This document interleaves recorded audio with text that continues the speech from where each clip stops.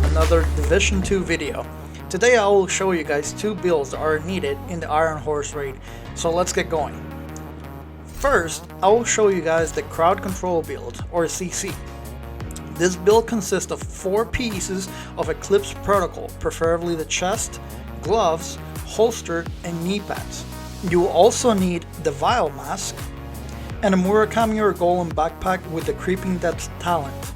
And you want to use Survivalist Specialization, since it will give your teammate and yourself 10% extra damage to enemies with any status effect applied.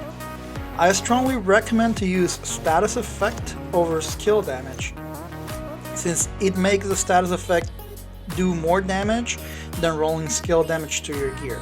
As you can see, I have status effect basically on every piece of my gear. I re-roll it on the recalibration station. So, let me explain. The way this build works is that every time you put an NPC on any type of status effect, the talent on your backpack will activate. The status effect will spread immediately to any NPC in an 8-meter radius.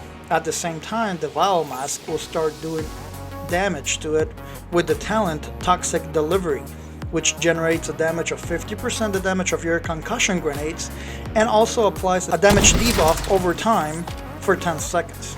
As you can see right there, my damage is just going because of the Vial, plus the damage of my status effect. Now, this doesn't end there, since we have Eclipse Protocol gear, right? This means that we will not only get the 4-piece bonus, since we have the chest piece on, the status effect will spread on kill to all enemies within 20 meters, and refresh 75% my bad, of the duration. What this means is that once any of your teammates or yourself kill any target with a status effect on, the same status effect will spread even more, and it will refresh it. And this will almost create an infinite cycle of status effects, since by this time your backpack talent should be ready to go again. Alright, so let me demonstrate how this build works. I'm gonna status effect this target over here, and you'll see that Creeping Death will activate as soon as he gets status effect, making an 8-meter range of status effect dispersion. Alright, so that's what happens. You see this target right here now has status effect. Now, if I start shooting with my gun, see how my Perpetuation talent procced, and Eclipse Protocol procced as well, so you just spread the damage all the way here. Now, let me kill this other target. I kill it right before the status effect run out. You see how they got status effect again? Now I can re-kill this target. Boom, more status effect. I can kill this target again. Boom, more status effect. Kill this other target. Boom, more status effect. You see, so you basically, it's almost an infinite loop of status effect if you manage to time it right. So now, since I mentioned it, let me cover the weapons, right? So you definitely want to have the talent Perpetuation on your weapon, because Perpetuation states that headshots grant 50% status effect damage and duration to the next status effect you apply. With this being said, you don't really need to apply any more status effect or any new status effect because of the other talents that you're using, Creeping Death and the gear set of Eclipse Protocol, because this will spread your status effect, so it's technically counting as you applying new status effect to it, right? So as long as you hit on headshots, this will proc, and you will create 50% more damage to the status effect that you're already applying. So that's what I mean, that with this build you can almost create an infinite cycle of status effect if you manage to time it right. Now, as far as skills, what would I recommend? I personally run the Shock Trap and the foam, the Riot foam, because the Riot foam, it will also damage the target, but it also keeps them put in one place, so it's easier for you to shoot them. The same with the Shock Trap. But mainly this build I created just for using it inside of the raid, mainly for boss number 3, because you need to be able to control the boss as much as you can. But for PvE content, you can also use it, you know, with a different type of skills. For example, Flame Starter, or you can use the Stinger Hive, which is a bleed damage.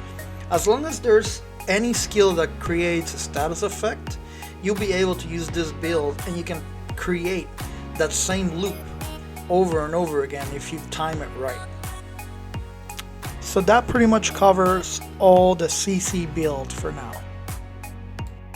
Now, let's move on to the Tank Hazard build. This is a pretty nice build. Alright, so the Tank Hazard build.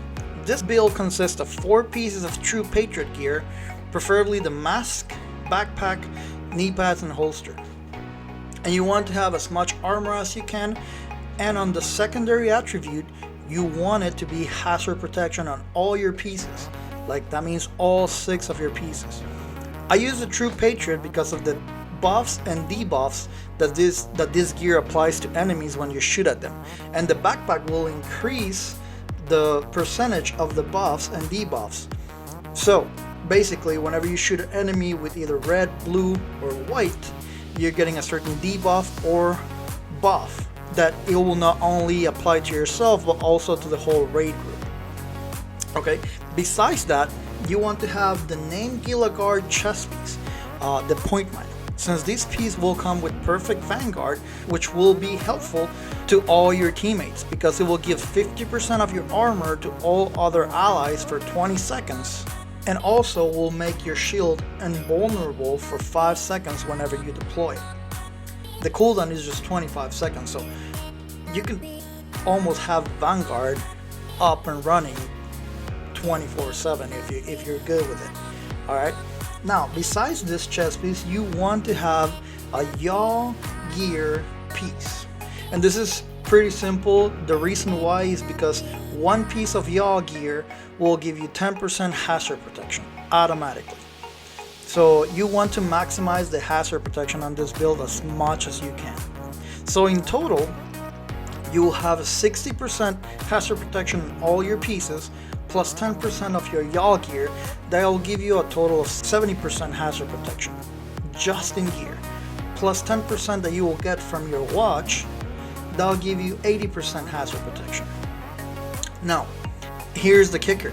To become immune to certain hazard damage, you'll still have 3 blue mods on your mask, backpack, and chest piece that you can utilize to have, for example, bleed damage resistance, shock resistance, or disrupt resistance.